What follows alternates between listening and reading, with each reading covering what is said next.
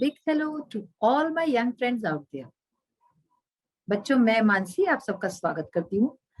आज हम इंग्लिश के इस सेशन में द काबुली वाला, ये जो स्टोरी है इसका ही कंक्लूडिंग पार्ट पढ़ने वाले हैं। The Kabuliwala story is written by Rabindranath Tagore. इनकी लिखी हुई एक कहानी है, तो इसी में से एक एक्सट्रैक्ट लिया हुआ है ये, और इसी से इंस्पायर्ड है ये द काबुली वाला। तो इसका कंक्लूडिंग पार्ट, लास्ट पार्ट है ये, जिसको आज हम पढ़ेंगे और स्टोरी फिनिश करेंगे। तो आइए पढ़ते हैं the Kabuliwala. To begin with, let's have a quick recap of the story. एक जल्दी से एक रिकैप कर लेते हैं कि स्टोरी में अब तक हमने क्या पढ़ा है। हमने पढ़ा कि मिनी नाम की एक 5 साल की बच्ची होती है, छोटी सी बहुत ही प्यारी बच्ची होती है, and she is a chatter box. वो बहुत बातूनी बच्ची है, जब देखो तब बातें करती रहती है। उसकी माँ बहुत परेशान रहती है इससे, बट उसके फादर के साथ बहुत ही अच्छी एक बॉन्डिंग है, और उनकी जब कन्वर्सेशन होती है बहुत ही लाइवली होती है। तो एक दिन जब वो फादर कर रही होती है, उसी समय काबुली वाले की आवाज आती है, तो वो दौड़ के उसको बुलाती है। लेकिन जब वो काबुली वाले को देखती है पास जाके, तो उसको डर लगता है उससे, क्योंकि शी हैज हर्ड दैट काबुली वाला जो होते हैं कि वो लोग बच्चों को उठा लेते हैं, उनको सैक्स में, उनके बोरी में भर के अपने साथ ले जाते हैं। तो ऐसा उससे सुना होता है कहानियां, इसलिए वो डर जाती है। लेकिन उसके फादर उसके मन से डर हटाते हैं और उसको काबुली वाले से उसका इंट्रोडक्शन करवाते हैं और मिलवाते हैं। धीरे धीरे करके काबुली वाला और ये जो मिनी है, दोनों बहुत ही गहरे फ्रेंड्स बन जाते हैं। वो डेली उसके यहाँ आता है और दोनों घंटों बातें करते हैं, जोक्स क्रैक करते हैं, और इस तरह से आपस में काफी उनकी अंडरस्टैंडिंग हो जाती है अच्छे से। काबुली वाला साल में एक बार अपने देश जाता है। उस समय वो जो है, जो जिन जिन लोगों को उसने पैसे दिए होते हैं, वो किए होते हैं, वो वापस लेके कलेक्ट करके फिर जाता है। लेकिन कितना भी वो बिजी हो, अब मिनी से जरूर मिलता था एक बार। फिर हम देखते हैं कि अचानक से एक दिन गली में शोर होता है, तो पता चलता है कि काबुली वाले ने किसी को चाकू घोंप दिया, खंजर मार दिया, जिससे उसको पैसे लेने थे। उसको जेल हो जाती है। कई साल बाद जब वो वापस आता है, तो क्या देखता है कि वो एक जो है, अभी उसने मिनी को देखा नहीं है, लेकिन हमें स्टोरी में पता चलता है कि मिनी जो है बड़ी हो चुकी है, उसकी शादी का दिन है, और उसी समय ये जो काबुली वाला है वहां आता है। उसके फादर उसे अचानक से नहीं पहचानते, लेकिन फिर ध्यान से देखने पे उनको समझ में आता है कि ये वही काबुली वाला है। जब वो मिनी से मिलने की बात करता है, तो ये कहते हैं कि अभी आज नहीं, आज शादियों की विधियां चल रही हैं, रिचुअल्स चल रहे हैं, सेरेमनीज हो रही हैं, तो तुम बाद में आना। अब इसके आगे क्या होता है? He was about to leave when he turned around and said, "May I see the little one, sir?" वो बस जाने ही वाला होता है, लीव यानी जाने ही वाला होता है, छोड़ने ही वाला होता है जगह। लेकिन तभी अचानक फिर से वो मुड़ता है और कहता है कि क्या मैं उस छोटी सी बच्ची को मिल सकता हूँ सर? यानी कि इस सेंटेंस से हमें ये समझ में आता है कि उसे अभी भी लग रहा है कि मिनी वो छोटी सी 5 साल की बच्ची है, अभी बड़ी ही नहीं हुई। उसे ऐसा ही लगता है। He still thought of Minnie as a little girl who came running to him and calling. तो उसे अभी भी लगता है कि मिनी एक छोटी सी बच्ची है, और वो दौड़ के आएगी उसके पास और उसे पुकारेगी, काबुली वाला, ओ काबुली वाला। He thought they would talk and laugh as they used to do long ago. तो उसने सोचा कि वो फिर से जैसे ही पहले, बहुत सालों पहले वो बातें करते थे, खूब हंसते थे, वैसे ही वो फिर से करेंगे। Minnie's father told him again that the marriage ceremonies are going on. The Kabuliwala then gave him a small packet of dried raisins, nuts, and almonds for Minnie, and said, "Give these to the little one. I too have a little one like her, and I think of her and bring you this fruit." अब क्या होता है कि mini के father जो होते हैं, उसके पिता जो होते हैं, टोल्ड हिम अगेन, उन्होंने से फिर से बोला that the marriage ceremonies are going on, कि शादी की सेरेमनीज हो रही हैं, शादी के रीति रिवाज चल रहे हैं अभी। The Kabuliwala then gave him a small packet of dried raisins. तो ये सुनने के बाद काबुली वाला क्या करता है, उनके हाथ में उनको एक छोटा सा पैकेट देता है, जिसमें क्या होता है, सूखे हुए, ड्राइड यानी सूखे हुए रेजिन्स। रेजिन्स मीन्स किशमिश होते हैं, नट्स होते हैं, और आमंड्स, आमंड्स यानी कि बादाम। तो इस तरह से सूखे मेवे होते हैं, जो कि मतलब कि काफी टाइम के रखे से सूख गए हैं। मिनी फॉर मिनी, मिनी के लिए जो लाया उसको देते हैं, एंड सेड, और कहते हैं, और कहता है Kabuliwala, give these to the little one, ये छोटी बच्ची को दे देना। I too have a little one like her, मेरी भी इसी की तरह, मिनी की तरह एक छोटी सी बच्ची है। And I think of her and bring you this food, और मुझे उसी की याद आ रही है, मैं उसके लिए लाया था, आप ये प्लीज उसको दे दीजिएगा। ये सारे जो फ्रूट हैं, देखिए इंग्लिश में क्या ड्राई फ्रूट्स कहते हैं, जो हम सूखे मेवे हिंदी में कहते हैं उसको ड्राई फ्रूट्स इंग्लिश में कहते हैं। तो आप ये फ्रूट्स जो है, ये जो मैं लाया हूँ, आप उस बच्ची को दे देना। मिनी's father could not control his tears. He realized that the poor Kabuliwala was also a father. He called Minnie, who came out dressed as a bride. The Kabuliwala was shocked to see that Minnie, the little girl he had known, had grown into a beautiful woman. He suddenly realized that his own daughter would have grown up too and broke into tears. Minnie's father took out some money and gave it to Rahman and said, "Go and see your daughter and may you have all the happiness." ये जो paragraph है, ये सबसे ज्यादा emotional paragraph है हमारे पूरे chapter का, क्योंकि इसमें जितनी भी संवेदनाएं, इमोशंस है, सारे दिखते हैं हमें सबके, मतलब मिनी के फादर के भी और काबुली वाले के भी। मिनी's father could not control his tears. Mini के जो फादर हैं, वो ये सुन के कि उसकी भी एक छोटी सी बच्ची थी, तो और उसके लिए वो लाए, और वो मिनी को अभी छोटा ही समझते हैं, ये सब जान के मिनी के फादर के आंख से आंसू नहीं रुके। टीयर्स यानी आंसू, उनके आंसू पे उनका कंट्रोल नहीं रहा, रोक नहीं पाए। ही रियलाइज दैट द पुअर काबुली वाला वाज आल्सो अ फादर। तो उनको उसी समय ये रियलाइज हुआ, उनको ये समझ में आया कि ये जो गरीब काबुली वाला है, ये भी एक पिता है। ही कॉल्ड मिनी, उन्होंने तुरंत मिनी को बुलाया। Who came out dressed as a bride. वो जो बाहर मिनी आई तो दुल्हन के कपड़ों में थी, ब्राइड यानी दुल्हन, दुल्हन के कपड़ों में पूरी सजी हुई बाहर आई। The काबुली वाला was shocked to see that Minnie, the little girl he had known, had grown into a beautiful woman. तो काबुली वाले को बहुत बड़ा शौक लगा, धक्का लगा ये देखे कि मिनी जो कि छोटी सी बच्ची थी, जिसको वो जानता था, वो इतनी सुंदर एक औरत बन चुकी है, अब इतनी बड़ी हो गई है, जिसकी की शादी हो रही है। He suddenly realized that his own daughter would have grown up too and broke into tears. तो ये देखने के बाद, उस मिनी को देखने के बाद उसको ये रियलाइज हुआ, उसको ये बात समझ में आई कि उसकी खुद की बच्ची भी अब इतनी बड़ी हो गई होगी, शादी लायक हो गई होगी। और ये जब उसको रियलाइज हुई ये बात, तो उसको ब्रोक इनटू टीयर्स यानी वो बहुत जोर जोर से रोने लगा, उसके आंसू आ गए। मिनी's father took out some money and gave it to Rahman and said, तो मिनी के फादर ने, मिनी के पिता ने कुछ पैसे निकाले और रहमान को दिए और कहा, go and see your daughter and may you have all the happiness. अब जाओ और अपनी बेटी को देखो, उससे मिलो, और भगवान करे, ईश्वर करे, तुम्हें सारी दुनिया की खुशियां मिले। मिनी's father had to cut down the expenses of the wedding.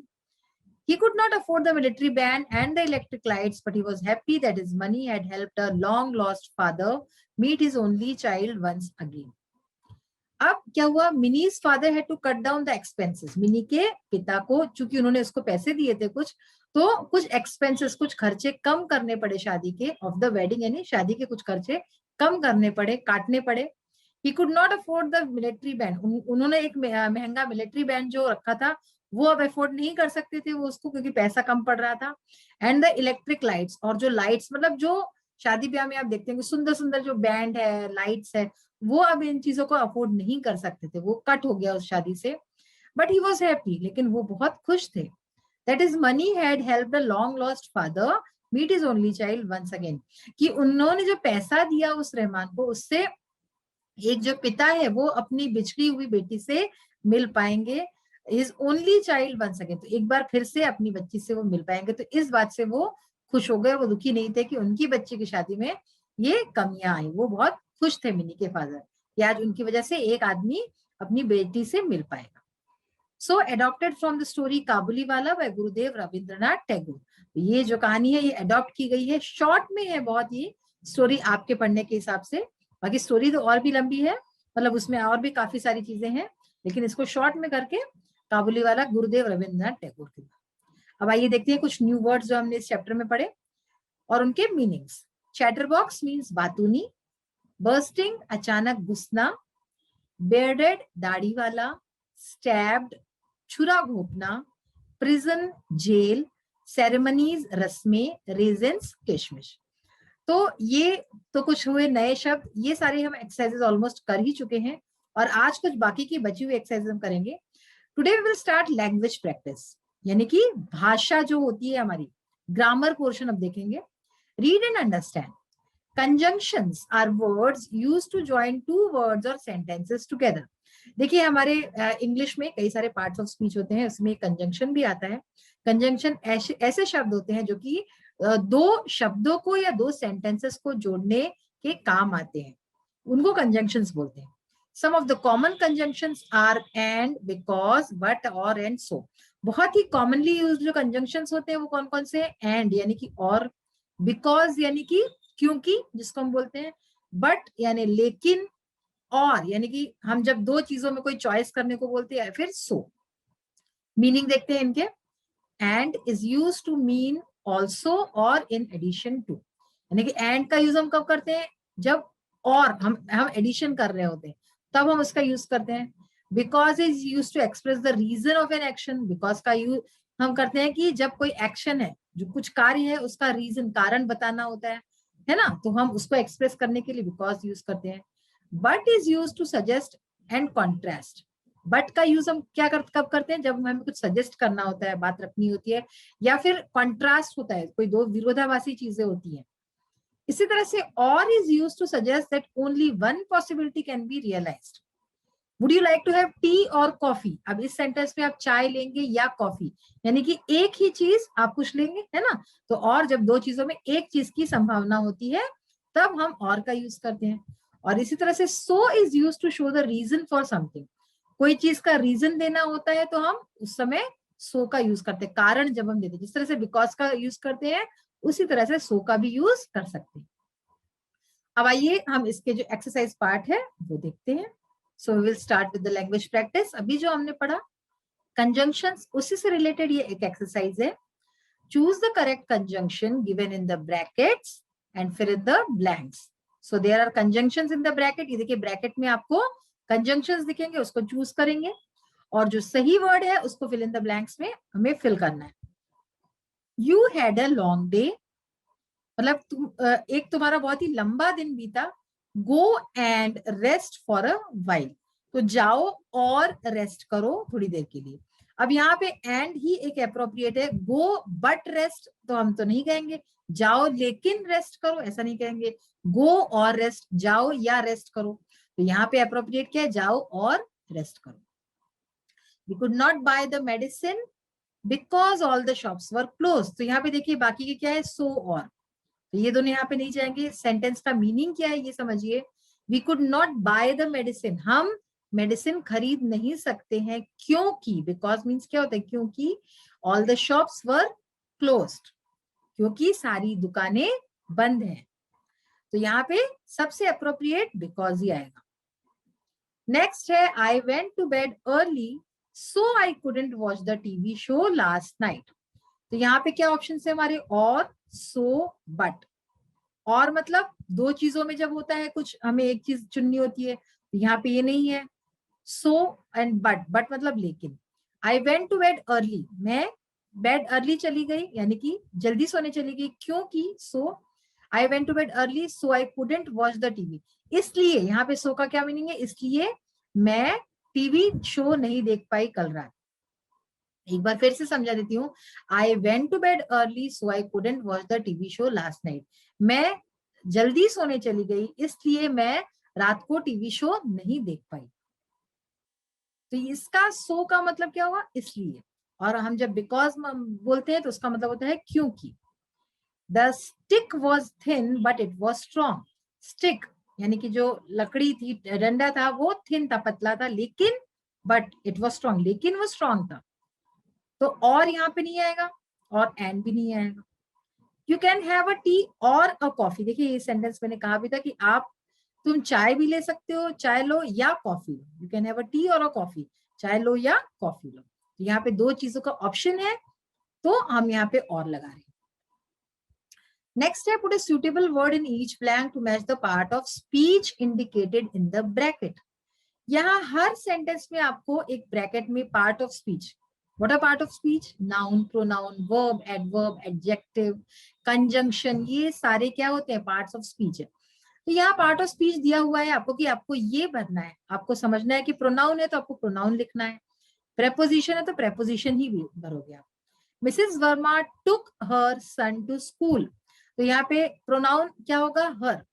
Mrs Verma अपने बेटे को स्कूल ले गई, तो हर यहाँ पे किसके लिए यूज हो रहा है? मिसेस वर्मा के लिए। सो ये प्रोनाउन है। प्रोनाउन क्या होता है? जो नाउन के लिए यूज किया जाए वो प्रोनाउन। ये सब आप 6th-7th में भी पढ़ते आ रहे हैं, ठीक है। तो मिसेस वर्मा की जगह हर यूज हुआ तो ये प्रोनाउन हुआ। अगर लेडी, वुमेन, गर्ल की बात हो रही हो तो हम हर लगाते हैं, अगर मेल की बात हो रही हो तो हम हिम लगाते हैं, इज लगाते हैं, सॉरी। नेक्स्ट है the child has a flower in his hand. Preposition, preposition यानी किसी चीज की पोजीशन जिससे पता चलती है। The child has a flower in his hand, child के हाथ में फ्लावर है, ठीक है, फ्लावर इन हिज हैंड, उसके हाथ में फ्लावर है। नेक्स्ट है the brave soldier fought for his country. Adjective हमें लगाना है। एडजेक्टिव यानी क्या होता है? जो नाउन की विशेषता बताई। यहाँ पे नाउन क्या है? सोल्जर। सोल्जर कैसा है? ब्रेव है, ठीक है। तो ब्रेव सोल्जर यानी कि बहादुर सैनिक अपनी देश के लिए लड़ा। एंड लास्ट में देखिए, ही always did his work very sincerely. Sincerely is an adverb, ठीक है। वर्क कैसे किया उसने? एडवर्ब क्या होता है? जो वर्ब के बारे में हमें और बताए। वर्क उसने किया सिंसियरली, यानी अपना काम बहुत ही सिंसियरली किया। ही always did his work very sincerely, उसने हमेशा अपना काम सिंसियरली पूरा किया। सो सिंसियरली इज एन एडवर्ब। तो बच्चों, आज हमारा ये जो लेसन है काबुली वाला, ये स्टोरी हमने आज पढ़ के पूरी कर ली है, फिनिश हो चुकी है स्टोरी। बहुत ही प्यारी स्टोरी थी। और जैसा कि मैंने लास्ट सेशन में भी कहा था, आप जरूर ये स्टोरी एक बार देखें। फिल्म है इसके ऊपर, आपको इंटरनेट पे जरूर आसानी से मिल जाएगी। जो हमारा आज ग्रामर पोर्शन देखा, that is very important to understand, उसको आप समझिए। कोई भी डाउट हो तो आप मुझसे अपने आस ऐप के थ्रू पूछ सकते हैं। I am always there to clear your doubts.